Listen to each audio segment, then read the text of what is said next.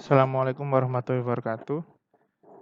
Pada kesempatan minggu ini saya akan melanjutkan tentang materi minggu lalu, yakni proses hardening.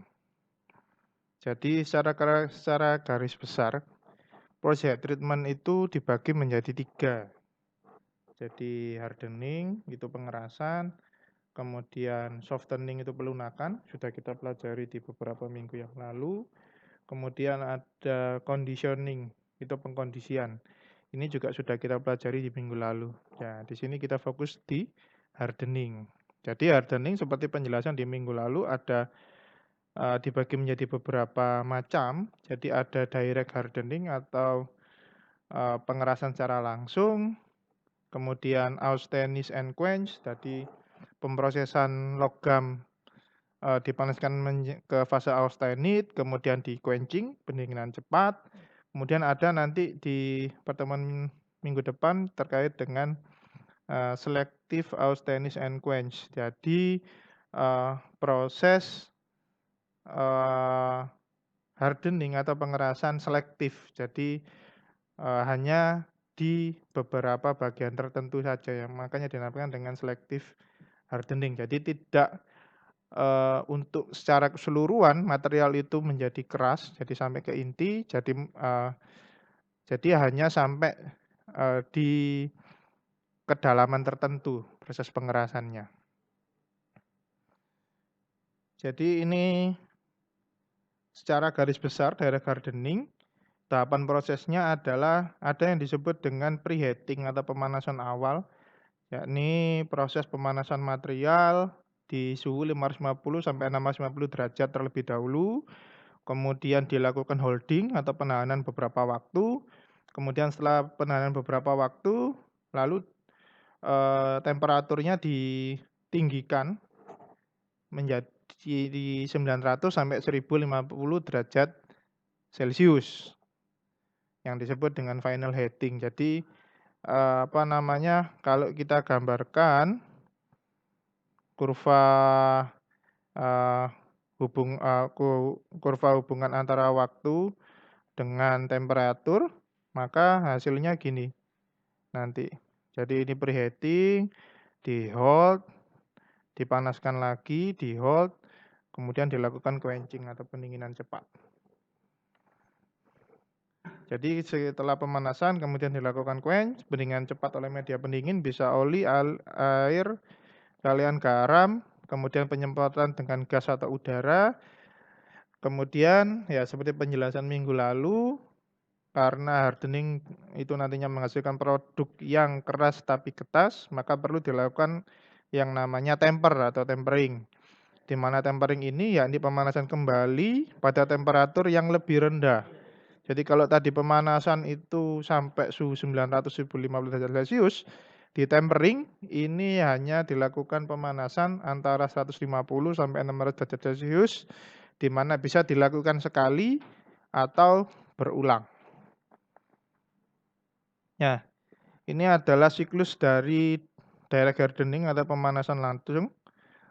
Jadi pertama dilakukan preheating seperti tadi, di mana setelah pada preheating nantinya baja akan memuai. Kemudian ketika dilakukan final heating ini terjadi transformasi perubahan dari besi alfa ke besi gamma, di mana di sini baja akan menyusut. Kemudian pada saat periode holding atau waktu penahanan, di sini baja akan sangat lunak. Kemudian modulus elastisitas itu menjadi berkurang. Kemudian struktur yang dihasilkan adalah struktur gamma plus sisa karbida. Kemudian pada saat dilakukan quenching atau pendinginan, baja akan menyusut. Pada saat baja menyusut ini terjadi transformasi besi alfa ke besi gamma, di mana nanti material baja yang dihasilkan yakni baja yang keras tetapi rapuh. Kemudian struktur akhirnya di posisi ini yakni martensit, kemudian ada sisa gamma, kemudian ada sisa karbida juga.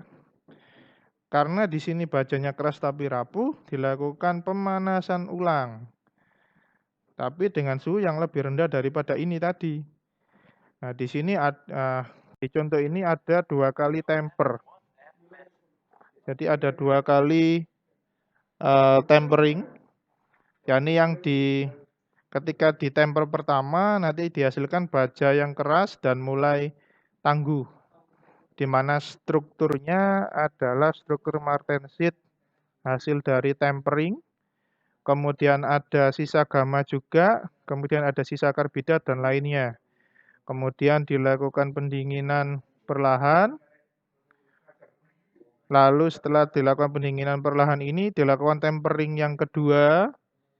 Di sini juga kekerasannya turun lagi dan ketangguhannya mulai naik, sehingga dihasilkan struktur akhir ketika dilakukan pendinginan cepat, yakni ketangguhan yang lebih baik. Jadi ada martensit temper, karbida sisanya masih ada, tapi gamma sisanya sudah hilang, dan juga struktur lainnya. Nah, hal yang perlu diketahui pada saat tahap pemanasan, yang pertama, perbedaan temperatur antar bagian dalam 2 permukaan, yakni akibat dapatnya panas, itu nantinya menyebabkan perbedaan pemuaian dari volume.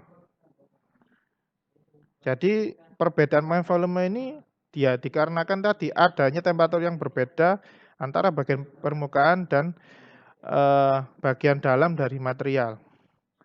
Tentunya logikanya ya, kalau material itu dipanaskan ya permukaan itu lebih dahulu panas daripada yang inti. Jadi karena hal tersebut maka terjadi perbedaan suhu antara inti material dengan permukaan. Karena permukaannya ini, jadi kalau suhu yang sini lebih tinggi, misalkan suhu di sini adalah 1000. Suhu di dalam belum tentu 1000, Mas Ian. Makanya diperlukan holding tadi, waktu penahanan. Tujuan holding tadi adalah untuk ini, agar panas ini nantinya masuk ke dalam material. Nah, tapi berapa besar masuknya ini? Nah, itu yang nanti tergantung dari holdingnya. Kemudian baja menyusun sampai dengan 4% dari volume material pada kenaikan temperatur ketika mencapai transformasi austenit. Jadi pada saat mencapai transformasi austenit, bajanya nyusut. Kalau gambarannya kayak gini. Jadi pada masa awal dia muai, tambah gede, tambah gede, tambah gede. Tapi ketika dia mulai masuk ke transformasi austenit, maka dia akan mengalami penyusutan. Penyusutannya sampai 4%. Nah, maka dari itu, supaya tidak terjadi penyusutan ini, maka ada beberapa hal yang perlu dikontrol. Yang pertama, yakni melakukan preheating atau pemanasan awal pada temperatur 550 sampai 650 derajat Celcius. Tujuannya adalah untuk mengeliminasi distorsi yang mungkin timbul akibat pemanasan. Jadi kalau pemanasan cepat terjadi distorsi itu ya ini proses transformasi atau perubahan tiba-tiba ini nantinya akan menyebabkan distorsi. Jadi akan menyebabkan tekanan dalam material yang bisa mengakibatkan material itu cacat. Nah, tujuannya preheating adalah untuk membiasakan material menerima temperatur tersebut. Jadi biar dia nggak langsung menerima temperatur tinggi. Nah, contoh mudahnya ya ketika gelas itu setelah kamu kasih air panas mendidih, kemudian langsung kamu kasih air es. Nah, jadi perubahan temperatur yang tiba-tiba dia menyebabkan material itu akan mengalami distorsi sehingga dia cacat. Ya, seperti yang saya jelaskan di minggu lalu. Kemudian kecepatan pemanasan ini harus dikontrol agar tidak menimbulkan gradien temperatur yang sangat curam antara bagian dalam dan permukaan. Gradien itu maksudnya ini. Jadi jaraknya antara permukaan dan inti ini tidak boleh terlalu curam, terlalu jauh jaraknya. Karena kalau misalkan tidak dilakukan preheating ini, gradiennya terlalu jauh, itu juga akan menyebabkan material itu jadi rusak. Nah, ada 2 hal penting pada tahap pemanasan atau austenisasi. Yang pertama yakni holding time atau waktu tahan. serta pemilihan dari temperatur austenisasi. Jadi bisa dilihat di sini, jika temperatur, T besar itu temperatur dan T kecil itu time ya, waktu. Jadi jika temperatur dan waktunya itu kurang, maka pengerasannya itu tidak tercapai. Nah, tapi jika misalkan temperatur atau waktunya berlebih, jadi kamu temperaturnya terlalu tinggi atau waktunya terlalu lama, itu kan berlebih, maka akan terjadi pertumbuhan butir, kemudian ketangguhannya menjadi buruk atau rapuh. Nah, bisa dilihat di sini. Jadi yang model A sama B itu kurang baik. Karena dia di sini baja baru memuai. Baja baru memuai langsung didinginkan cepat. Ya tidak akan berimbas pada apapun. Kemudian kalau yang di B ini juga nggak bagus. Jadi baja baru menyusut langsung kamu dinginkan.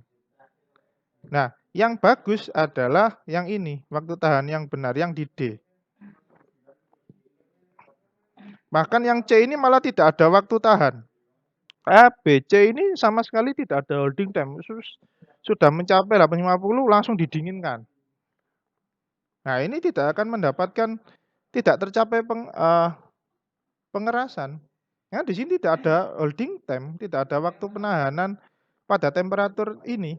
Pada temperatur A, B, C ini tidak terjadi. Jadi langsung didinginkan gitu aja. Nah, yang bagus yang D. Jadi dinaikkan sampai temperatur austenit, kemudian waktu ditahan, dilakukan waktu penahanan, kemudian dilakukan pendinginan. Nah, kalau yang lebih itu yang seperti di E sama F, ini lebih. Jadi temperaturnya ketinggian. Ini kalau dilihat memang sudah bagus. Ada pemanasan, holding sama pendinginan. Tapi problemnya adalah di sini temperaturnya terlalu besar, jadi temperaturnya di atas austenit ini. Kemudian waktu tahannya juga terlalu lama. Jadi sudah temperaturnya terlalu tinggi, waktu tahannya terlalu lama. Makanya ini berakibat tadi ketangguhannya menjadi buruk atau rapuh di metode E sama F. Jadi yang paling benar adalah yang D. Hal yang diperhatikan yang pertama, hindari susunan umpan di dalam dapur yang saling tumpang tindih. Hal ini dilakukan untuk menghindari terjadinya deformasi komponen akibat berat komponen pada saat baja sedang lunak. Nah, maksudnya nggak boleh kamu tumpuk kayak gini. Naruhnya di dalam furnace itu nggak boleh ditumpuk seperti ini. Karena ketika baja sedang lunak, jadi di sini pada saat ini kan baja memuai. Ketika baja memuai, baja jadi lunak. Nah, kalau sampai tumpuk gini, yang bawah nantinya akan penyok. Nah, jadi dimensinya jadi berubah. Makanya ini nggak boleh kayak gini, itu nggak boleh dilakukan. Yang kedua adalah cek akurasi temperatur austenit yang ditentukan. Misal dengan menggunakan termokopel yang ditempelkan langsung pada komponen. Nah, ini juga perlu diperhatikan juga. Misalkan kalau seperti yang punya kita itu kan gede furnace-nya. Kemudian termokopel yang ada di furnace itu adalah termokopel ruangan. Nah, jadi termokopel untuk ruangan furnace. Nah, jadi supaya kita tahu pasti berapa temperatur dari material, biasanya kita lakukan dengan cara kita buka sedikit, kemudian kita tembak dengan termometer infrared. Kalau kita praktikum. Tujuannya ya ini, untuk memastikan akurasi dari temperatur austenit itu sendiri. Kemudian, hal yang harus diperhatikan yang ketiga adalah hindari kesalahan penentuan saat mulainya perhitungan waktu tahan. Nah, ini juga karena ketika kita salah dalam penentuan saat mulainya waktu tahan, itu juga nanti bisa menyebabkan waktu tahan kita jadi terlalu over. Nah, sehingga kekerasan yang diinginkan malah justru berbalik menjadi kerapuan pada material. Kemudian selanjutnya adalah tahap quench, yakni mendinginkan baja dari temperatur austenit sampai temperatur ambient pada media tertentu yang nanti menghasilkan struktur martensit. Nah, pemilihan media quench ini ditentukan oleh jenis baja atau paduan, di mana semakin ekstrim dari media quench, resiko terhadap distorsi nantinya meningkat.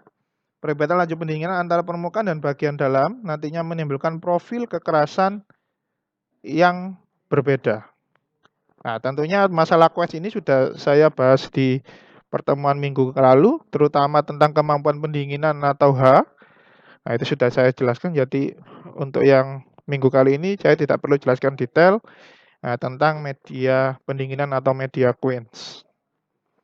Nah, yang jelas tahapan quench melalui media cair itu ada 3, yakni yang pertama terjadi yang namanya selimut uap atau vapor blanket, seperti yang terjadi di gambar ini. Kemudian setelah membentuk selimut uap, selanjutnya terjadi boiling atau pendidih di sekitar material. Kemudian yang terakhir adalah terjadi yang namanya konveksi atau perambatan temperatur dari media pendingin ke material.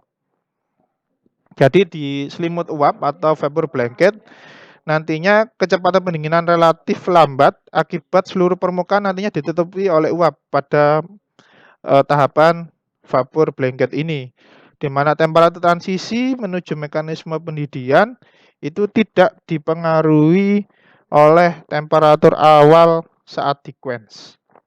Kemudian pada saat pendidihan, kecepatan pendinginan sangat tinggi karena ditandai oleh gelembung-gelembung uap pada permukaan komponen. Jadi gelembung-gelembung ini.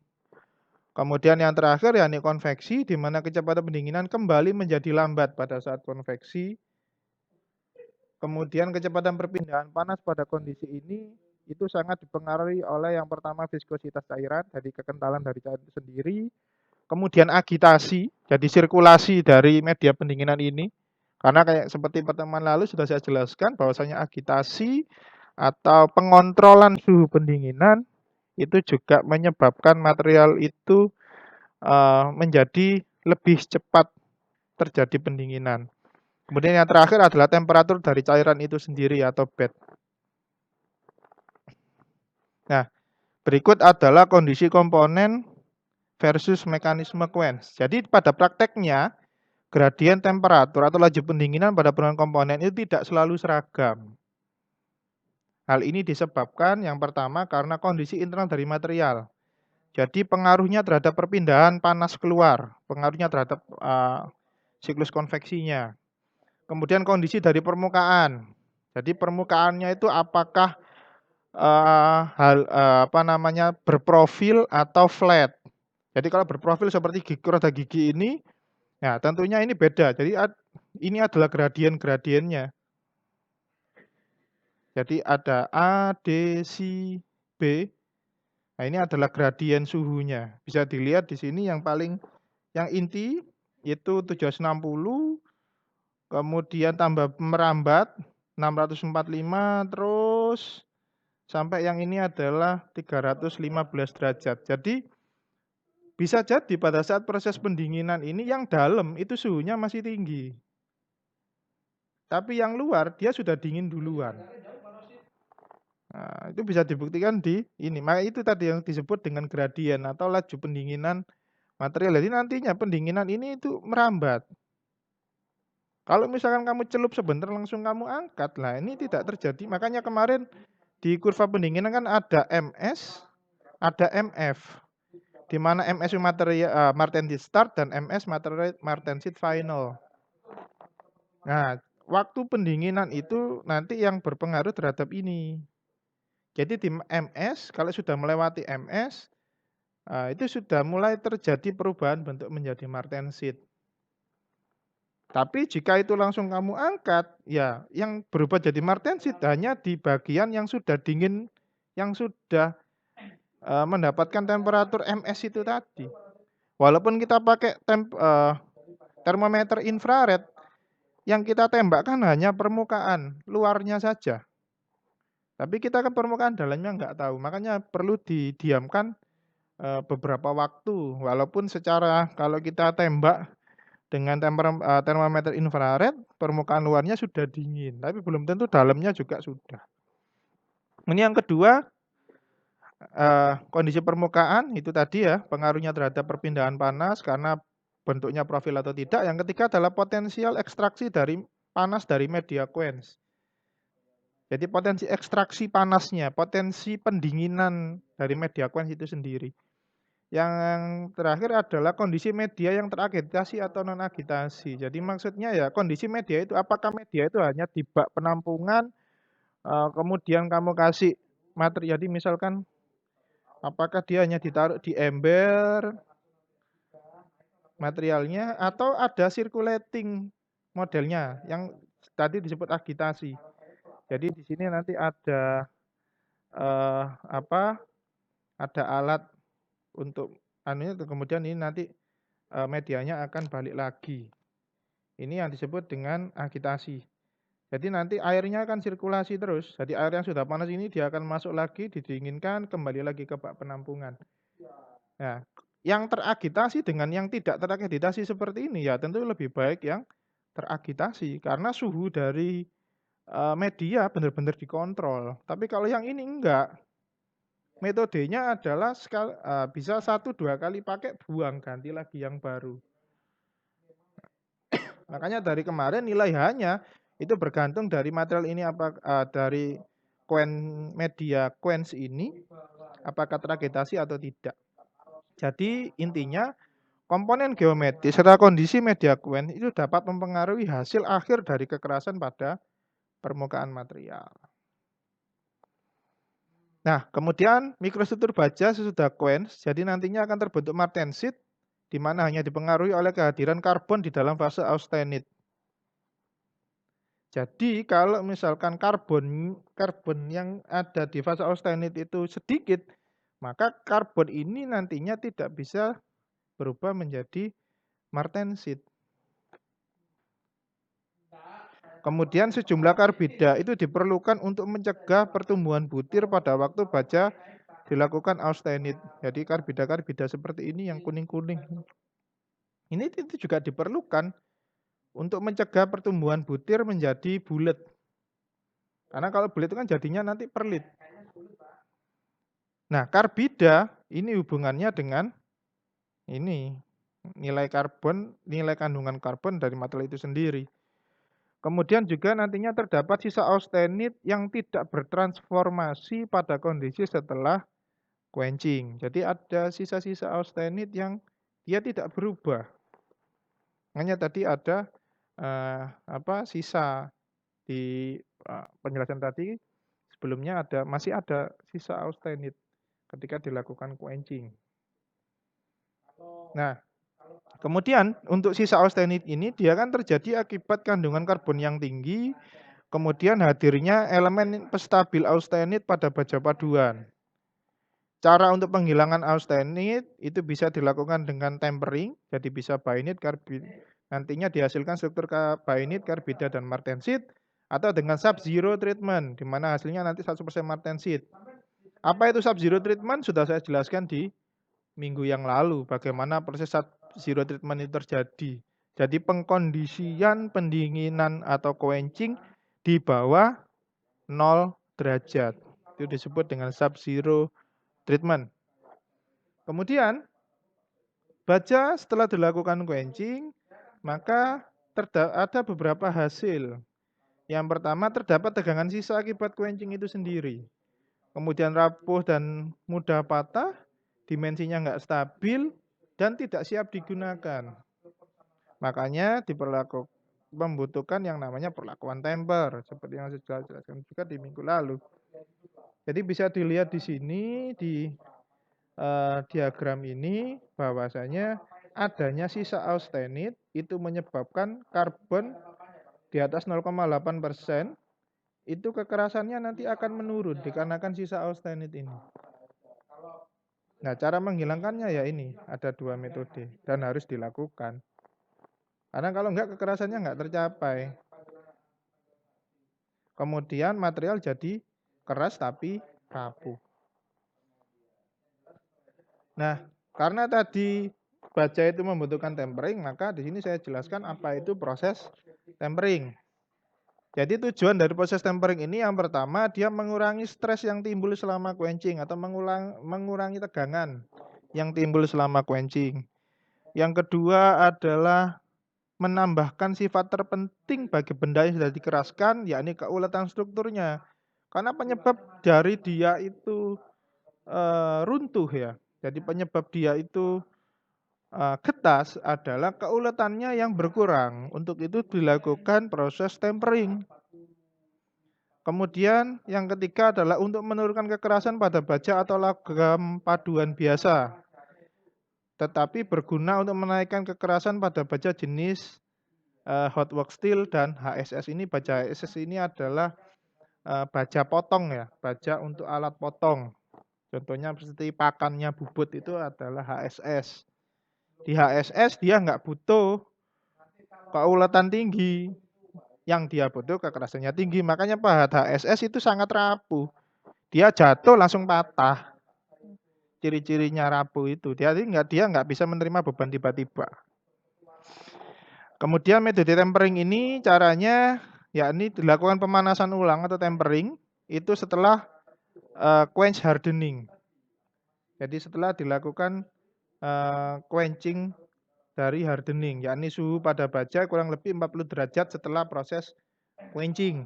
Jadi suhu normal lah, sekitar 40 derajat suhu ruangan. Kemudian setelah dipastikan bahwasanya suhu baja kurang lebih 40 derajat Celcius setelah proses quenching hardening, maka material kemudian dipanaskan ulang sampai suhu 150 derajat Celcius. Sampai dengan 400 derajat Celcius sehingga nantinya terbentuk struktur throat sheet. Kemudian dipanaskan lagi pada 400 derajat Celcius sampai 700 derajat Celcius, nantinya terbentuk struktur sorbit. Nah, struktur sorbit ini dia lebih lunak dan tidak sekuat struktur trousite. Tetapi struktur sorbit dia punya kekuatan tarik yang cukup. Jadi kalau dari sisi kekerasan, struktur trousite yang dipanaskan 150 sampai 400 derajat Celcius dia punya struktur yang lebih keras. Tapi kalau masalah keuletan, baja yang dipanaskan lagi setelah dipanaskan tempering pertama ya, kemudian tempering kedua dipanaskan lagi 400 sampai 700 derajat Celcius, nah, dia punya struktur yang lebih kekerasannya mungkin akan turun tapi ketangguhannya akan lebih baik. Nah, berikut adalah klasifikasi proses tempering. Yang pertama yakni austemper. Austemper ini adalah teknik quenching, di mana caranya adalah material itu tidak di-quenching melalui proses perubahan martensit, tapi dilakukan quenching dengan suhu di atas martensit berbentuk MS atau martensit stat. Jadi dia pendinginannya, jadi pengkondisian suhu dari media quench, di mana suhu pengkondisiannya adalah kurang lebih 315 derajat Celcius. Jadi setelah mencapai suhu tersebut, kemudian ditahan. Jadi kondisi medianya itu diatur suhunya 315 derajat Celcius. Kemudian dia nanti ditahan selama waktu tertentu, sehingga terjadi perubahan struktur austenit jadi bainit.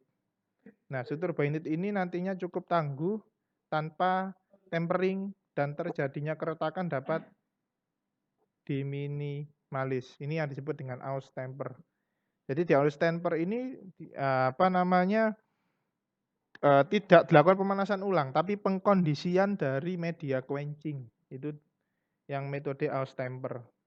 Kemudian kalau martemper itu sama seperti austemper, kecuali ada bagian material yang didinginkan secara perlahan melalui perubahan martensit. Jadi prosesnya seperti ini. Jadi material itu, ini yang bagian surface ya, bagian permukaan tentunya dia lebih dingin, lebih cepat. Kemudian ini bagian center. Nah, setelah dia sampai di martensit stat, jadi mulai perubahan martensit, kemudian dilakukan proses pendinginan, kemudian dipanaskan ulang.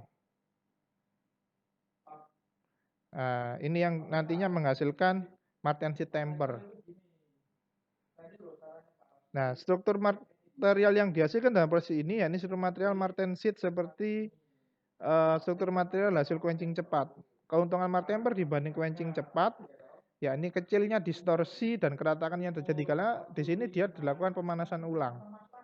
Kalau yang di martemper beda dengan yang ini. Kalau yang di austemper dia pengkondisian suhu dari media quench, tapi kalau di martemper dia dipanaskan ulang. Nah, ini adalah beberapa macam proses temper ya untuk martemper. Yang pertama ya ini tempering pada suhu rendah, yakni 150 sampai 500. Tujuannya adalah untuk mengurangi tegangan kerut dan kerapuan dari baja. Biasanya digunakan untuk alat kerja yang mengalami beban berat. Kemudian ada tempering suhu menengah 300 sampai 500 derajat Celcius. Dia digunakan untuk menambah keuletan dan kekerasannya nantinya sedikit berkurang. Nah, di tempering suhu menengah ini dia digunakan untuk alat kerja yang mengalami beban berat. Jadi yang ini tidak mengalami beban berat, yang tempering suhu menengah ini untuk mengalami beban berat. Sementara tempering suhu tinggi 500 sampai 650 tujuannya adalah untuk memberikan keuletan yang besar tapi kekerasannya rendah. Jadi keuletannya nanti tinggi tapi kekerasannya rendah. Dia digunakan untuk roda gigi, poros, batang bengkak dan lain-lain. Ini tempering pada suhu tinggi. Loh, tapi kalau pertanyaannya lah untuk apa dilakukan tempering kalau yang dibutuhkan adalah keuletan yang besar. Nah, ini maksudnya adalah terjadi peningkatan kekerasan. Jadi kalau dibandingkan dengan raw material terjadi peningkatan kekerasan tapi tidak terlalu besar karena tujuannya di sini untuk roda gigi, poros dan benda penggerak dia terjadi kalau material itu lebih keras maka keausan dari material itu bisa lebih berkurang atau material itu lebih awet, lebih tahan aus. Tapi karena dia merupakan roda gigi, poros maupun batang penggerak, dia masih butuh keuletan yang tinggi karena kalau dia kena beban tiba-tiba, kalau dia keuletannya nggak tinggi, dia akan langsung patah. Makanya digunakan tempering pada suhu tinggi. Dan ini bisa dilihat, semakin tinggi suhu tempering, kekerasannya semakin menurun. Jadi ini bisa dilihat di proses ini. Jadi tambah tinggi suhu temperingnya, kekerasannya juga akan semakin menurun. Jadi bisa dilihat di sini. Nah, kan sesuai dengan grafik ini. Nah, selanjutnya yakni kegagalan pada proses pengerasan. Jadi secara umum, kegagalan proses pengerasan itu ada oksidasi, ada dekarburasi, ada quenching crack, kemudian ada perubahan ukuran dan bentuk sesudah pendinginan atau quenching, dan yang terakhir, kekerasan material atau benda kerja berkurang atau tidak bisa tercapai. Yang pertama oksidasi. Jadi oksidasi itu terjadi pengkaratan ya, karena merupakan reaksi antara logam besi dengan oksigen. Penyebabnya adalah adanya oksigen di dalam oven atau timbul nyala api. Efek dari oksidasi ini nantinya terkelupasnya permukaan baja dan terlepasnya kadar karbon. Jadi permukaan baja terkelupas, kadar karbonnya berkurang. Cara menghindarinya adalah menggunakan media pelindung. Misalkan arang, nitrogen maupun lautan garam pada saat pemanasan. Jadi maksudnya material ini dia dilindungi oleh adanya media pelindung. Jadi supaya tidak terjadi yang namanya oksidasi sehingga kadar karbonnya jadi berkurang. Karena kalau kadar karbonnya sampai berkurang, kekerasan yang diinginkan juga tidak bisa tercapai. Yang kedua adalah dekarburasi. Merupakan kondisi di mana permukaan baja kehilangan kadar karbon. Jadi permukaannya itu karbonnya hilang. Penyebabnya ya tentunya adanya oksidasi ini. Efek dari dekarburasi yakni kekerasannya tidak tercapai atau kekerasannya turun. Cara menghindarinya menggunakan media pelindung sama dengan oksidasi. Kemudian selanjutnya adalah quenching crack, di mana quenching crack ini adalah kondisi benda kerja itu retak setelah dilakukan quenching. Ini akibat distorsi ini tadi ya. Jadi karena terjadi perbedaan laju pendinginan antara permukaan dan inti dari benda kerja. Cara menghindarinya yakni menggunakan media quenching yang sesuai dengan referensi produsen baja. Jadi biasanya kalau kita beli yang material dalam jumlah banyak itu kita bisa dapatkan yang namanya sertifikat material. Biasanya di sertifikat material itu sudah ada rincian. Kalau misalkan dilakukan quenching, media yang direkomendasikan pakai apa saja. Gitu biasanya ada. Kemudian selanjutnya yakni membuat desain khusus pada benda kerja untuk menghindari kondisi kritis. Contohnya menghindari profil yang tajam. Profil yang tajam itu seperti apa? Misalkan contoh materialnya bentuknya kayak gini. Nah, yang kondisi tajam-tajam gini, nah ini sebaiknya dihindari. Jadi gunakan profil radius. Jadi nantinya benda kerjanya jadi gini.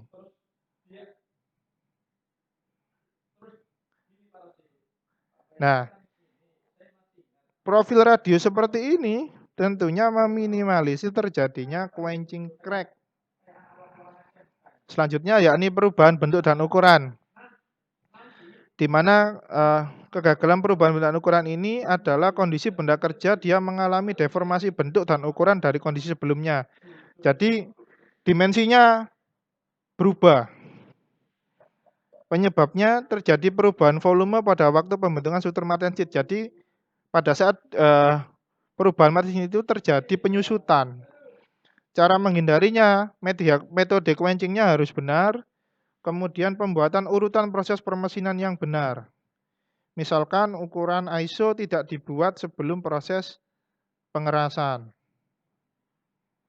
Jadi dimensional itu nanti dikerjakan atau pemesinannya dikerjakan setelah proses pengerasan. Kalau sebelum dilakukan proses pengerasan kamu dimensinya sudah sesuai dengan gambar, maka ketika terjadi kamu lakukan proses pengerasan bisa jadi penyusutan sehingga dimensi dari material itu jadi tidak sesuai gitu. Kemudian yang terakhir kekerasan tidak tercapai, penyebabnya adalah yang pertama suhu pengerasannya terlalu rendah atau tidak sesuai batasan dari suhu hardening atau austenitizing. Yang selanjutnya adalah kurang cukupnya waktu tahan atau holding time pada saat suhu hardening. Yang ketiga media pendingin atau quenchingnya nggak sesuai rekomendasi tadi ya sertifikat material. Kemudian kecepatan pendinginnya yang terlalu rendah itu juga problem. Lalu adanya oksidasi atau timbul nyala api. Yang terakhir adalah kesalahan material dari benda kerja itu sendiri. Jadi sekali lagi ya, material yang bisa dilakukan kekerasan adalah rekomendasinya seperti yang saya jelaskan minggu lalu, yakni di atas 0,8% nilai karbonnya. Kalau di bawah 0,8% nggak bisa dilakukan proses hardening. Nah caranya gimana ya? Karbonnya harus ditambah. Nah metode penambahan karbon, nah nanti minggu depan akan saya jelaskan bagaimana metode jika nilai karbonnya itu tidak sesuai dengan syarat hardening. Jadi cara untuk menghindari penyebab tadi yang pertama menggunakan siklus pengerasan yang lebih tepat, kemudian melakukan proses annealing sebelum proses hardening. Jadi proses annealing dilunakkan dulu, baru dilakukan proses hardening. Gitu.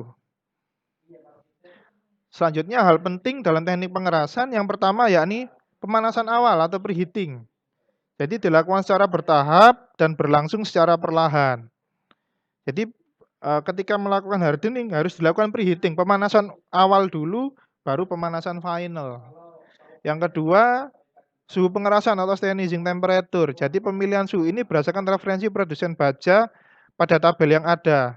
Ini kita dapatnya dari sertifikat material. Kemudian waktu tahan atau holding time. Nah, ini juga diperlukan. Jadi bagaimana nantinya waktu tahan ini itu nantinya penentuannya terhadap dimensi. Jadi itu saya di beberapa minggu lalu bagaimana cara kita menentukan holding time. Jadi holding time ini tergantung dimensi. Jadi semakin tebal material ya holding time-nya semakin lama. Karena dia nanti mempengaruhi kondisi suhu pengerasan yang merata pada permukaan dan inti material benda kerja. Ya. Nah, berikut saya kasih contoh terkait dengan sertifikat material. Nah, ini contoh sertifikat material untuk baja IC 4140. Jadi bisa dilihat. Sertifikat material ini bisa kita dapatkan yang pertama chemical analysis. Jadi untuk struktur kimia atau struktur kimia dari material IC 4140. Jadi kita bisa dapat berapa nilai karbonnya, sekitar 0,4%. Kemudian silikonnya, magnesiumnya, kromium, molybdenum. Nah, ini adalah chemicalnya. Jadi komposisi kimia dari IC 4140. Kemudian kita juga bisa dapatkan informasi dari sertifikat ini adalah persamaannya kalau di standar yang lain. Jadi kalau IC 4140 kalau di standar JIS misalkan dia itu JIS G4105. Kalau di standarnya Inggris itu adalah EN 19A. Kalau standar SCM itu SCM 440. Kalau standarnya Amerika itu AS 14444 1996. Jadi kita juga bisa dapatkan persamaan nama materialnya untuk IC 4140 di standar yang lain. Kemudian selain itu kita juga dapatkan mechanical properties-nya. Jadi nilai kekuatan mekanik dari IC 4140 itu juga bisa kita dapatkan. Contohnya di sini nilai tensile strength-nya atau kekuatan tariknya. Kemudian elongation-nya, kemudian hardness-nya, kekerasan awalnya dari material 40, kemudian hasil uji ketangguhannya juga bisa kita lihat di sini. Nah, ini tipikal mechanical properties-nya juga bisa kita lihat berapa nilai yield strength, tensile strength, elongation, impact zone sampai hardness-nya. Jadi kekerasan, perpanjangan, kemudian kekuatan tariknya, kekuatan yield-nya, di mana kita butuh spesifikasi awal ini adalah untuk supaya kita bisa rank apakah material ini sesuai dengan spesifikasi yang kita inginkan. Jadi kita lihatnya di sertifikat. Tentunya kalau di lapangan, kalau di pabrik ya, selain sertifikat ini adalah selanjutnya biasanya dilakukan pengujian ulang untuk memastikan apakah material yang kita terima itu sudah sesuai dengan sertifikat ini. Nah, kemudian selain itu kita juga, nah ini yang penjelasan tadi, ada rekomendasi heat treatment, termasuk berapa itu temperatur yang nantinya mau kita aplikasikan, sekaligus pendinginannya itu pakai apa. Contoh misalkan di sini, kalau misalkan di annealing, pemanasannya antara 830 sampai 850. Pendinginannya adalah pendinginan di dalam furnace. Jadi cool in furnace pendinginan dalam furnace. Kemudian kalau dilakukan forging, itu dilakukan pemanasan itu 1150 derajat Celcius. Kemudian dilakukan penahanan sampai dia uniform. Kemudian minimum forging temperaturnya adalah 850 derajat Celcius. Kemudian dilakukan pendinginan dengan tanah. Itu untuk kalau dilakukan forging itu